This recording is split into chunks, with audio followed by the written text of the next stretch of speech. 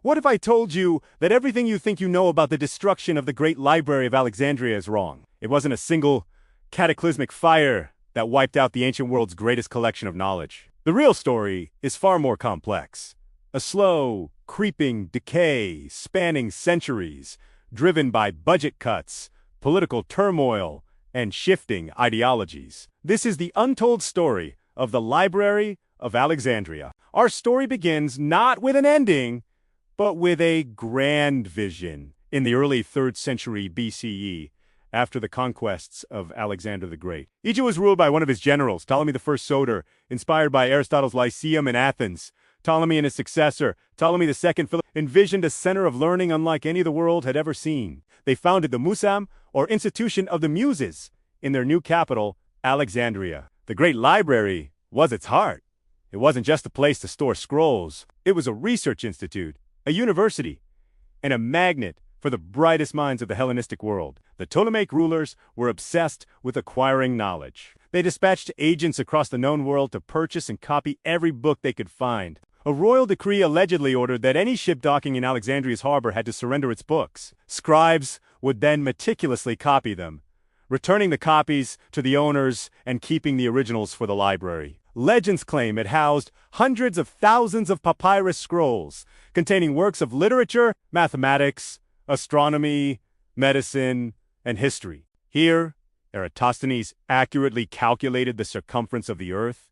Here, Euclid wrote his Elements, the foundation of geometry for millennia. Here, Hieron of Alexandria invented early steam engines and automatons. It was a beacon of intellectual light, a testament to human curiosity and ambition. So, how did this beacon go out? The popular myth, often repeated in movies and books, points a finger at Julius Caesar. In 48 BCE, during his civil war against Pompey, Caesar found himself besieged in Alexandria. He ordered the Egyptian fleet in the harbor to be set on fire to prevent it from falling into enemy hands. The story goes that this fire spread to the docks and then engulfed the great library, turning centuries of knowledge into ash. But is that what really happened? Contemporary accounts, including Caesar's own writings, mention the fire in the harbor and the burning of some warehouses. However, there's no mention of the library itself being destroyed. The Roman philosopher Seneca, writing a century later, mentions that 40,000 scrolls were burned in a warehouse.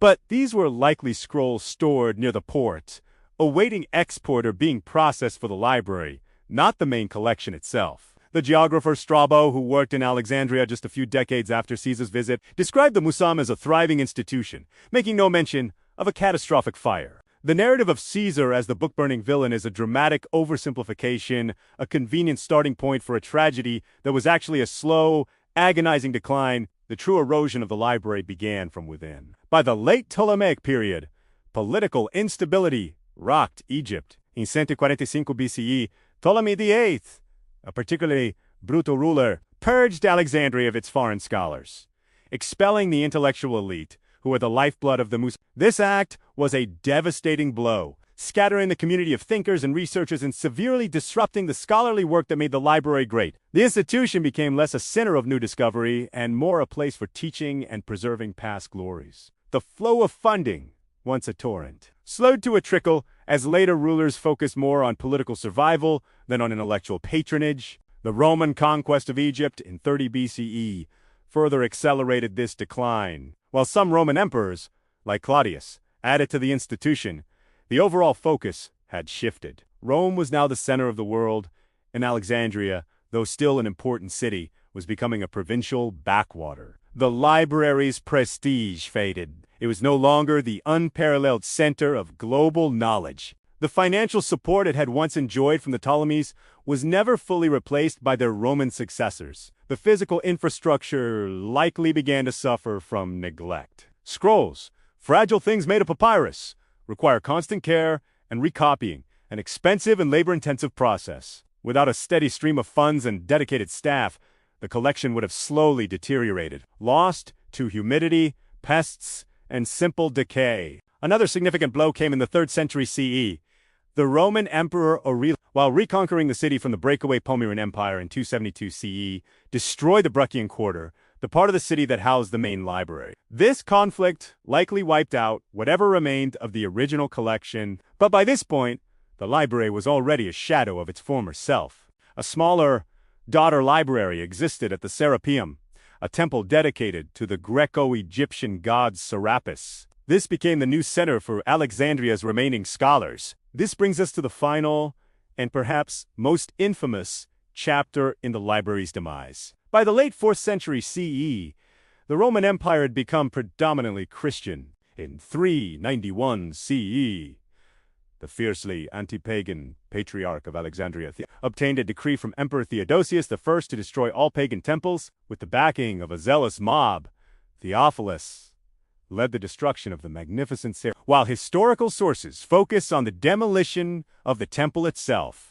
it is widely believed that any scrolls housed within its library were either destroyed in the chaos or dispersed and lost. This event wasn't the destruction of the Great Library of Ptolemy, which was likely long gone, but it was the symbolic end of Alexandria's role as a keeper of classical pagan knowledge. It represented the final triumph of a new ideology over the old world of Hellenistic inquiry. The true story of the Library of Alexandria is not one of a single tragic event, but a cautionary tale about the fragility of knowledge. It wasn't destroyed by one man or one fire. It was slowly starved by budget cuts, hollowed out by political purges, rendered irrelevant by shifting centers of power, damaged by war, and ultimately dismantled by ideological fanaticism.